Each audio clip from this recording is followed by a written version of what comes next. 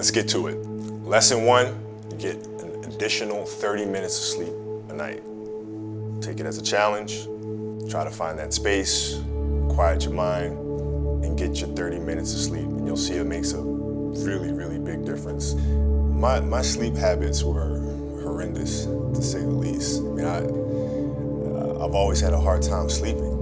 I couldn't figure out how to shut my brain off. So what made the light bulb come on is that I went out there and played a game, and I played like crap. And I was like, why am I playing like crap? Because I've been practicing these same moves over and over and over.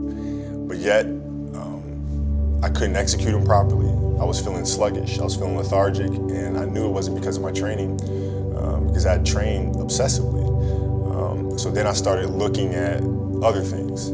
And that's when I came to the realization that, hey, Cole, you're not 21 years old anymore, buddy. Like, maybe the fact that you're sleeping 2-3 hours a night, maybe that has something to do with the fact that you're playing like crap. And that's when I started really evaluating those things. And I'd say lesson 2 would be just 5 minutes of quiet time. 5 minutes for you to be mindful and to just sit and find that inner voice and just kind of listen to the self.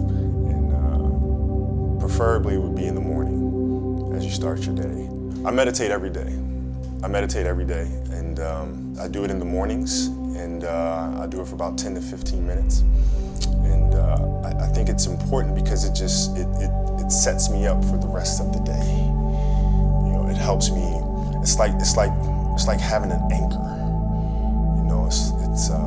If I don't do it, I feel like I'm constantly chasing the day, as opposed to being able to be controlled and dictate the day. Not that you're calling the shots on what comes forward, but the fact that I am set and ready for whatever may come my way. I have a calmness about whatever comes my way and a poise.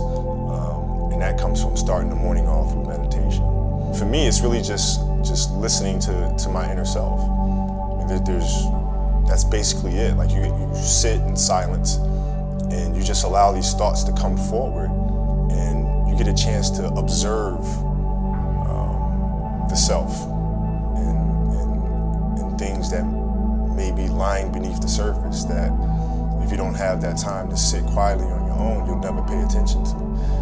Because if you think about it, the reality is we're paying attention to so many things that are going on around us. We're constantly taking selfies, we're constantly taking pictures to post on Instagram and all these other things, and we're constantly observing everything that's around us, but we don't take the time to really observe what's going on inside of ourselves. And that's what meditation is for me.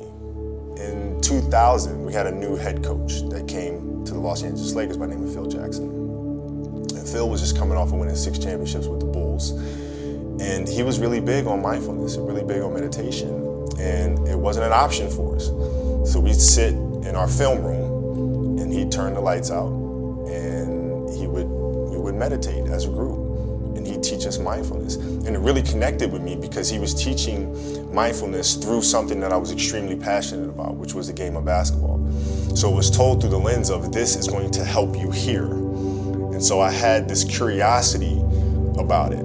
And that was my introduction to meditation. And then seeing the poise that we played with, the fact that we can be in a hostile environment with fans yelling and screaming and pressure situations, and it having no effect on us because we were never too high, never too low. We were just in the moment and felt very secure in who we were. And